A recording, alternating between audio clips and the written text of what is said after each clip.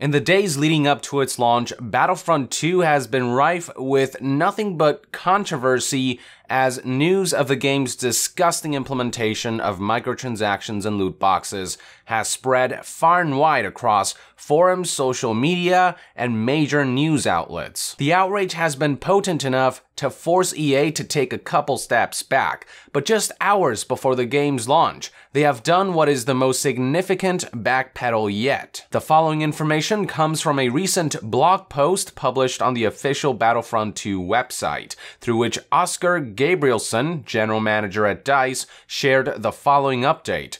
Thank you to everyone in our community for being the passionate fans that you are. Our goal has always been to create the best possible game for all of you, devoted Star Wars fans and game players alike. We have also had an ongoing commitment to constantly listen, tune, and evolve the experience as it grows. You have seen this with both the major adjustments and polish we have made over the past several weeks. But as we approach the worldwide launch, it's clear that many of you feel there are still challenges in the design. We have heard the concerns about potentially giving players unfair advantages, and we have heard that this is overshadowing an otherwise great game. This was never our intention. Sorry we didn't get this right. We hear you loud and clear, so we're turning off all in-game purchases. We will now spend more time listening, adjusting, balancing, and tuning.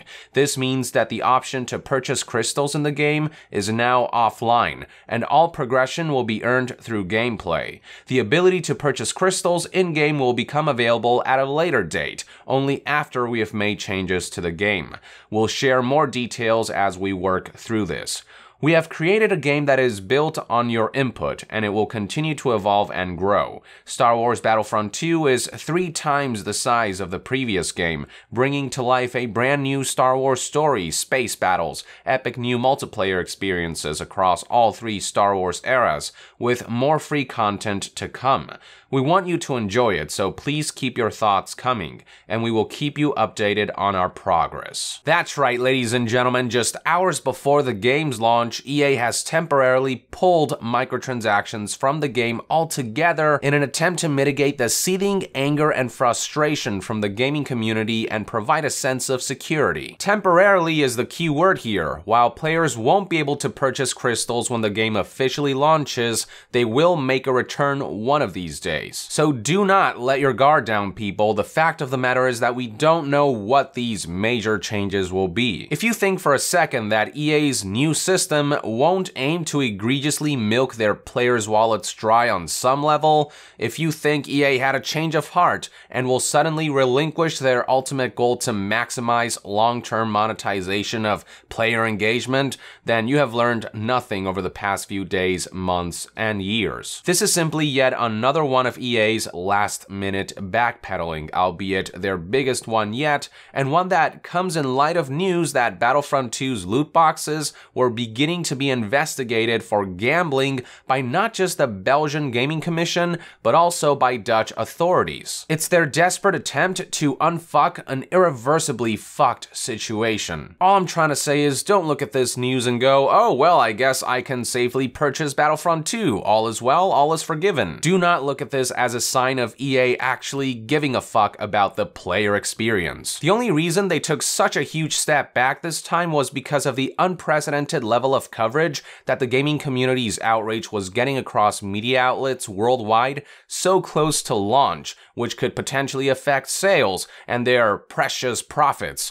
Ultimately, it's still about the money. It's about the effect we had on the game's monetization potential. The jury's still out on how drastically different or improved Battlefront 2's progression system, microtransactions, and loot boxes will be, but no matter what happens, never forget EA's original intention. Do not let them dwindle and outdate the present outrage and protest. Do not let them make us forget their attempt to sell us what was essentially an amalgamation of their rampant greed. If anything, now is the time to keep that flame burning brighter, because the second we give in to their attempt to charm us back is the second EA wins. No matter how well they fix Battlefront 2 in the long run, It is my belief that EA has to fail with Battlefront 2 so that they get it through their thick heads that they can't keep pulling one over their consumers with their persistent 2 leaps forward, 1 step back maneuver. The only way to ensure that history doesn't repeat itself so that this sets a precedent for the future